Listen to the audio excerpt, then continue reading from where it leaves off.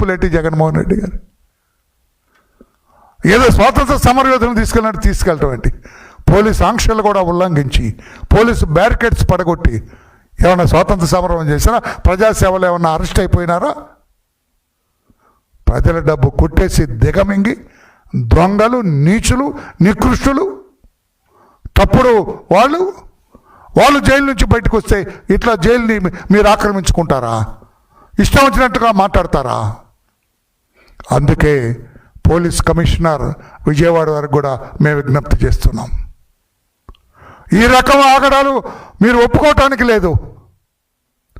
ఎవరెవరు దీనికి బాధ్యత వహించారో వాళ్ళందరినీ కూడా అరెస్ట్ చేయాలని చెప్పి కూడా మేము డిమాండ్ చేస్తున్నాం. ఎలా వచ్చారు వీళ్ళందరూ కూడా?